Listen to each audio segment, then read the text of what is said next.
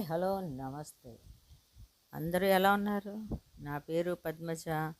మన 10th class Andhra Pradesh 10th class Hindi స్పర్శ బుక్లో నుంచి లాస్ట్ టైం మనం ఫస్ట్ లెసన్ చదువుకున్నాం పద్య భాగం నుంచి. ఇప్పుడు సెకండ్ లెసన్ మీరా గురించి చదువుకుందాం. ఓకే, మీరాబాయి గురించి చదువుకుందాం. మీరా కా జీవన్ కాల్ 1503 से 1540. ఆవిడ జీవనకాలం ఎంత? 1503 నుంచి 1546. ఓకే, జన్మస్థాన్ జోధ్పూర్ అంటే రాజస్థాన్ కే చౌకడి అంటే కుక్కడి గాँव में हुआ है. ఆవిడ జన్మించిన స్థలం కుక్కడి. ఓకే, మీరా 13 वर्ष की आयु में मेवाड़ के महाराणा सांगा के कुंवर అంటే కుమార్ రాజ్కుమార్ భోజరాజ్ से మీరా का 13వ సంవత్సరంలోనే తన వివాహం మేవాడ మహారాణా సాంగా కుమారుడు భోజరాజుతోటి తన వివాహం అయింది. మీరా కా జీవన్ దుఃఖో మే హీ బీతా. ఆవిడ జీవితం అంతా దుఃఖంలోనే గడిపిందనమాట. బాల్యావస్థ మే హీ మా కా దేహాంత్ హో గయా థా. ఏంటి ఆ దుఃఖం అంటే బాల్యావస్థ మే మా కా దేహాంత్ హో గయా, తల్లి చనిపోయింది. వివాహ కే కుछ ही साल बाद పెళ్ళైన కొన్ని సంవత్సరాల తర్వాత పతి ఫిర్ పితా और एक युद्ध के दौरान ससुर అంటే మామగారు కూడా చనిపోయారన్నమాట.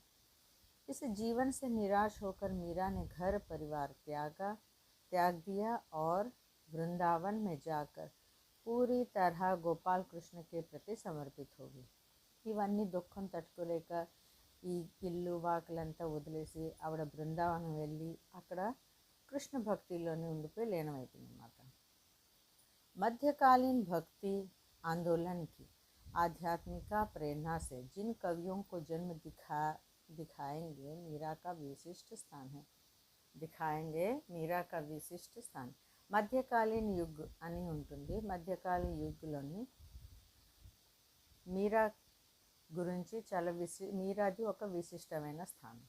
ఈ మధ్యకాలీన యుగ్ ఏంటి, మధ్యకాలీన భక్తి ఏంటి అంటే आचार्य रामचंद्र शुक्ल. ओके, आचार्य रामचंद्र शुक्ल हिंदी साहित्य को ओके 4 भागों में बांटा है. फर्स्ट ఏంటి ఆదికాల్, భక్తికాల్, రీతికాల్, ఆధునికాల్. ఓకే, సో ఈ భక్తికాల్ని 2 టైప్స్కి డివైడ్ చేశారు. ఏంటి? నిర్గుణ భక్తి, సగుణ భక్తి. నిర్గుణ భక్తి అంటే ఏంటి అంటే ఫస్ట్ వన్ ప్రేమాశ్రయ భక్తి. ఓకే, సెకండ్ జ్ఞానాశ్రయ భక్తి. ప్రేమాశ్రయం అంటే దేవుడి భక్తి ప్రేమ అని అర్థం. జ్ఞానాశ్రయం అంటే జీవిత అనుభవం అనమాట. For example Kabir Das. సగుణ భక్తి వాళ్ళు ఏంటి? ఫస్ట్ వన్ రామాశ్రయం, రామునే నమ్ముకుంటారు. For example Tulsidas. Next one Krishna భక్తి శాఖ. ఓకే, సో సూర్యదాస్ అని నమ్ముకుంటారు. ఓకే, కృష్ణ భక్తి శాఖ.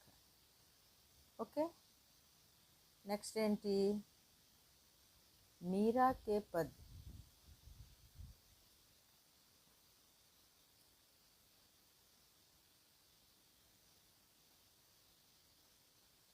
मेरा का दीजिए. मीरा के पद उत्तर भारत, गुजरात, बिहार और पंजाब तक प्रचलित है. ओके, मीरा हिंदी और गुजराती दोनों की कवियत्री मानी जाती है. हिंदी इंको गुजराती రెండు భాషలను ఈవిడ కవియత్రి అన్నమాట. మీరా के गुरु रैदास थे. ఓకే, ఉన్కి కృతియా ఆవిడ పద్యాలు 7-8 దొరికాయి, మిగతావి ఏవి మనకి దొరకలేదన్నమాట. మీరా की भक्ति, మీరా की भक्ति दैन्य और माधुर्य भाव की. ఒక్కొక్కసారి అడుగుతారు మీరా की भक्ति कैसी थी. सो మీరా की भक्ति दैन्य और माधुर्य भाव की थी. ओके, मीरा पर योगियों, संतों और वैष्णव भक्तों का प्रभाव पड़ा है. ओके, వీళ్ళందరి భావాలు గుణాలు తన మీద పడిపోయినమాట. मीरा के पदों की भाषा में राजस्थानी, ब्रज और गुजराती का मिश्रण पाया जाता है. సో ఆవిడ భాషలోని రాజస్థానీ, బ్రజ్ और गुजराती మిశ్రణ దొరుకుతుందన్నమాట. ఇప్పుడు వరకు మనం మీరాబాయి పరిచయం చూసాం. ఇప్పుడు పాఠ ప్రవేశ్ ఏంటో చూద్దాం. ఓకే, పాఠ కా ప్రవేశ్ లెసన్లో ఏంటున్నది అని. कहते हैं मीराबाई पारिवारिक संतापों से अंटे झंझटों से मुक्ति पाने के लिए मीरा घर द्वार छोड़कर वृंदावन में जा बसी थी और कृष्णमय हो गई. ఓకే, తన పారివారిక ఉన్న సమస్యల వల్ల తను ఇల్లు వాకిలి వదిలేసి బృందావనం వెళ్ళి అక్కడ కృష్ణ భక్తిలో లీనమైపోయినాడు. उनकी रचनाओं में कहीं निर्गुण निराकार ब्रह्मा, कहीं सगुण साकार गोपी वल्लभ श्री कृष्ण और कहीं निर्मोही परदेसी योगी के रूप में संकल्पित किए गए. తన భక్తిలోని ఓకే, దేవుని ఒక్కొక్కసారి నిర్గుణ నిరాకార బ్రహ్మని అంటే ఆకారం లేని బ్రహ్మని, గోపి వల్లభని, శ్రీకృష్ణుడని, దయలేని వాడని, పరదేశి అని, యోగి అని తను భావించుకొని తన భక్తిలో ఉంటుందన్నమాట. మీరా गिरधर गोपाल के अनन्य और एकनिष्ठ प्रेम से अभिभूत मीरा गिरधर गोपाल के अनन्य एकनिष्ठ प्रेम से अभिभूत होती थी. తన చాలా ఆ కృష్ణుడు అంటే చాలా ఎక్కువ భక్తి అన్నమాట. ఏకనిష్ట. ప్రస్తుత పాఠ में दोनों पद రెండు पॉइंट्स से ఇచ్చారు. दोनों पद आराध्य को संबोधित हैं. सो मीरा अपने आराध्य से ఓకే తన ప్రార్థనలోని వినతి, రిక్వెస్ట్, ప్రేమ, ఓకే అవసరం పర్ ఉలానా షికాయత్, కంప్లైంట్స్ ఇలాంటివన్నీ తన భక్తిలో ఉంటుంది. ఓకే, హరి ఆప్ హరో జనరి భీర్. హరి అంటే దేవుడు, ఆప్ హరో ఓకే జనరి భీర్ द्रौपदी री लाज राखी आप बढ़ायो चीर. చీర్ అంటే సాడి, లాజ్ రాఖో అంటే ఇజ్జత్, ఓకే పరువు. భగత్ కారణ రూప్ నరహరి. భగత్ అంటే భక్తి, భక్తి వల్ల నరహరి. నరహరి ఎవరో తెలుసు కదా, ధర్యో ఆప శరీర్ నరహరి రూపం. భావం చెప్తాను, పోయం చదువుకుందాం. భూడతో గజరాజ రాఖ్యో. భూడతో అంటే డూబితే, గజరాజ్ అంటే హాతీ, కాటి కుంజర్ పీర్. పీర్ అంటే పీడ.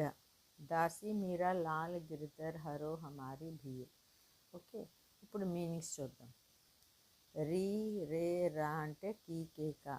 ఓకే, అది ఆవిడ గుజరాతీ భాషలోని ఓకే బ్రజ్ భాషలోని మాటలు పెడుతూ ఉంటుంది కదా, సో దానికి హిందీలో మీనింగ్ ఇది.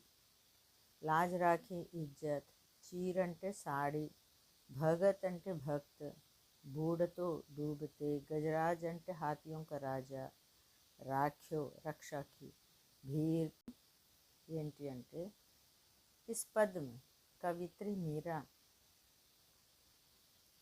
श्री कृष्ण के भक्त प्रेम का वर्णन करते हुए कहती है कि ఓకే శ్రీకృష్ణ ప్రేమ భక్తిలోని తను ఏమంటుందంటే ఆప్ అప్నే భక్తుం కే సభీ ప్రకార్ కే దుఃఖ్ కో హర్నే వాలే హై. మీరు మీ భక్తులకి అంటే కృష్ణుడు చెప్తుంది, మీరు మీ భక్తుల దుఃఖాలన్నీ దూరం చేసేవారు. దుఃఖం కా నాశ్ కర్నే వాలే హై. దుఃఖం కా నాశ్ కర్నే వాలే, నాశనం చేసేవారు. మీరా ఉదాహరణ దేతో कहती है कि ఏమని చెప్తుంది, ఎలాగా నాశనం చేసేవారు. आपने द्रौपदी की इज्जत को बचाया ओके और साड़ी के कपड़े को बढ़ाते चले गए. ద్రౌపది దేవి మహాభారతంలోని ద్రౌపది చీరహరణం చేస్తాడు దుశ్శాసనుడు. సో అప్పుడు కృష్ణుడు ద్రౌపది దేవికి చీర ఇస్తూనే ఉంటాడు. ఆ చీర తీస్తూ తీస్తూ తీస్తూ దుశ్శాసనుడు చెయ్య నొప్పి అయిపోయి అలిసిపోయి మూర్ఛపడిపోతాడు అనమాట. సో అలాగా ద్రౌపదికి రక్షించాడు అని. ఓకే, जिस तरह आप अपने भक्त प्रहलाद को बचाने के लिए नरसिंह का शरीर धारण कर लिया. భక్త ప్రహ్లాదుడు తెలిసిన కదా స్టోరీ. తనని రక్షించడానికి ఒక స్తంభం నుంచి నరసింహ అవతారం తీసుకొని వచ్చి రక్షించాం. जिस तरह आपने हाथियों के राजा भगवान इंद्र के वाहन ऐरावती हाथी को मगरमच्छ के चंगुल से बचाया था. ఓకే. మీరి భక్తులైన ఐరావతి అంటే ఇంద్రు దగ్గర ఉన్న వాహనమైన ఐరావతి ఏనుగు ఒకరోజు నీటిలో వెళ్తే అక్కడ మగర్మచ్ అంటే క్రోకోడైల్, మొసలు అనమాట. మొసలు తన కాలు పట్టేస్తూ ఉంటుంది. సో దాని దగ్గర నుంచి రక్షించడానికి శ్రీకృష్ణుడు రక్షిస్తాడనమాట. సో శ్రీకృష్ణ ఉసీ తరహ అపని ఇస్ దాసికు, ఎలాగైతే వాళ్ళందరిని రక్షించాడో అలాగో ఇస్ దాసి అంటే మీరాబాయి అంటుంది తనకు తన దాసి అని. భక్తికే బి సారే దుఃఖ హరులు, నీ భక్తురాలు దుఃఖాన్ని కూడా దూరం చెయ్యు అని అంటుందన్నమాట. అర్థాత్ సభీ దుఃఖంకా నాశ్ కర్దు. ఓకే.